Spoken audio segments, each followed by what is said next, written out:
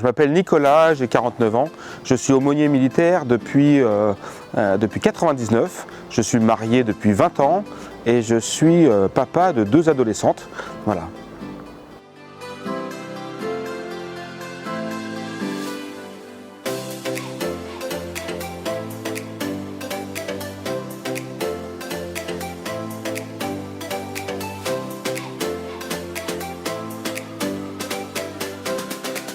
Alors l'aumônier militaire, sa première mission, c'est de prier pour les militaires.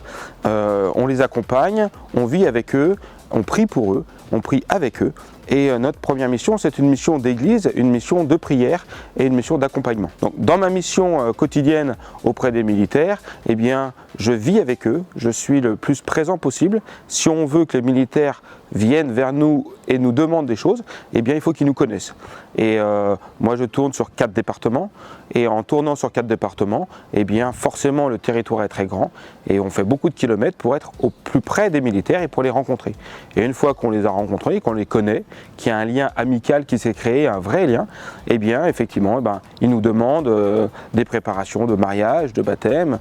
Malheureusement, il y a aussi des sépultures dans notre mission auprès de lorsque nous perdons des camarades et lorsque nous devons accompagner leur famille dans des drames ou dans des moments difficiles. Les aumôniers militaires dépendent du diocèse des armées. C'est un diocèse, on dit que c'est un diocèse où le soleil ne se couche jamais, parce qu'il y a des militaires partout dans le monde, partout où il y a des militaires, il y a des aumôniers, et donc c'est un diocèse qui n'est pas territorial, mais qui est un diocèse auprès des militaires. Je suis aumônier en gendarmerie, et en gendarmerie, il y a peu d'opérations extérieures, il y a beaucoup des opérations intérieures. Les gendarmes sont toujours en opération, et l'aumônier est avec eux en opération. Ça peut être sur le terrain de façon quotidienne dans les unités, mais par exemple l'année dernière, les incendies à Landiras, j'ai passé 10 jours avec les gendarmes, avec les pompiers, sur le terrain avec eux, pour les accompagner et pour être dans leur quotidien. En 99, quand je suis rentré dans l'aumônerie, je ne connaissais rien. On m'a dit Nicolas, tu pars à Saint-Assier comme aumônier militaire. J'ai découvert la Dordogne, j'étais très heureux. Et puis après quelques années, on m'a proposé de partir en école gendarmerie à Tulle. Et donc j'ai fait quelques années à Tulle. Et puis il y a 3 ans maintenant que je suis arrivé à Bordeaux. Donc c'est une nomination, c'est une décision qui est prise par l'évêque et qui se fait en bonne intelligence, en discussion et pour voir où est-ce qu'on peut combler des postes.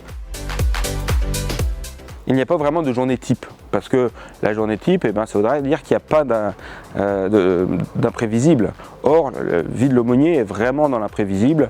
On ne prévoit pas 15 jours avant quand il y a une sépulture, malheureusement, quand il y a un décès, quand il y a des drames. Donc, quand c'est le cas, on arrête tout et on se consacre à 100% à ça. Et puis après, il y a des jours où il n'y a pas forcément de choses prévues. Donc, je prends ma voiture le matin et je fais le tour des unités, je vais rencontrer les gens.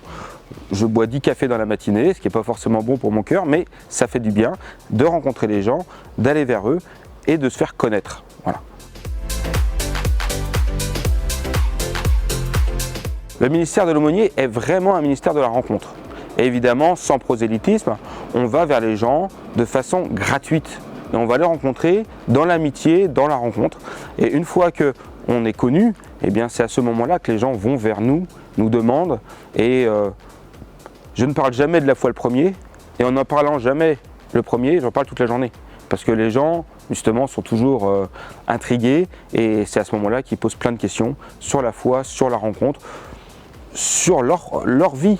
Et souvent, c'est « Ah, mais je me rappelle, quand j'étais jeune, où mon père me disait », et on part sur des discussions, évidemment, toujours très, très sympa, et après, on peut creuser avec le temps, mais encore une fois, il faut du temps.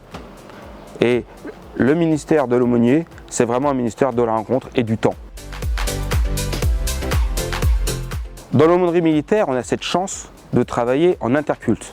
Il y a des aumôniers catholiques, protestants, musulmans et juifs. Maintenant que je suis à Bordeaux, je les rencontre pratiquement toutes les semaines. Et on travaille vraiment main dans la main et en lien. Avant, quand j'étais en Corrèze, j'étais plus seul, donc je travaillais moins avec des confrères et des amis des différents cultes. Maintenant, je travaille au quotidien avec eux, c'est très agréable, on partage. J'ai la carte sur moi en permanence des aumôniers des autres cultes, et quand on pose des questions, je donne les indications, les informations et les coordonnées de mes camarades, et on travaille vraiment en lien. C'est vraiment cette chance dans l'aumônerie militaire, peut-être plus qu'ailleurs, où en plus le commandement nous demande de travailler ensemble et nous demande qu'on s'entende bien. Parce que, en tant qu'aumônier, nous sommes des hommes de paix. Et si entre nous on n'arrive pas à faire la paix, il y a un problème. Et c'est pas compliqué parce qu'on s'entend vraiment. Donc on n'a même pas besoin de faire semblant. On s'entend vraiment bien, on travaille bien ensemble. Et c'est toujours une joie et un plaisir de travailler avec les aumôniers des différents cultes. Dans ma vie de chrétien, ce ministère d'aumônier est pour moi une véritable joie. Je rends grâce tous les jours de ce que je peux vivre auprès des gens que je rencontre et auprès des gens vers qui je suis envoyé. Je rends grâce, ils m'apportent, j'essaye comme je peux de leur apporter aussi, et c'est vraiment une grâce. Je prie pour eux. Toutes les semaines, j'ai 1 heure d'adoration pour les gens vers qui je suis envoyé, et pour moi c'est très important de me dire, je remets. Alors je fais une adoration un peu particulière parce que j'ai mon calepin et je regarde et je reprends la liste des gens que j'ai sur mon calepin et je reprie et je remets à Dieu tous les gens que j'ai rencontrés, et c'est très important. Alors j'ai une adoration entre 1h et 2h du matin le vendredi. L'avantage c'est que je suis sûr de ne pas avoir de rendez-vous à cette heure-là, et donc comme ça je ne loupe pas mon créneau d'adoration, et je transmets, je remets à Dieu tout ce que j'ai reçu dans la semaine. J'ai une phrase qui m'accompagne, mais depuis des années, parce que quand j'étais en Corrèze, j'avais mis sur un mur qui faisait 8 mètres de long cette phrase, et qui est une phrase d'Enzo Bianchi qui dit « Chaque homme que nous rencontrons a quelque chose à nous dire de la part de Dieu ». Et c'est vraiment une phrase qui me porte parce que quand je rencontre les gens, eh bien, je vois, j'essaye de comprendre ce qu'ils me disent de la part de Dieu, et moi, j'essaye de voir qu'est-ce que je peux leur apporter de la part de Dieu.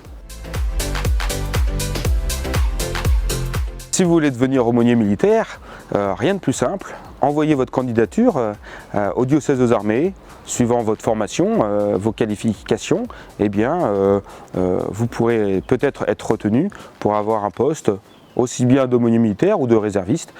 Si vous êtes prêtre, diacre ou laïc, eh bien, n'hésitez pas. Il y a des postes vacants et le diocèse aux armées recrute, comme beaucoup de diocèses en France. On a besoin de gens motivés surtout, compétents et dynamiques pour aller évangéliser auprès des militaires.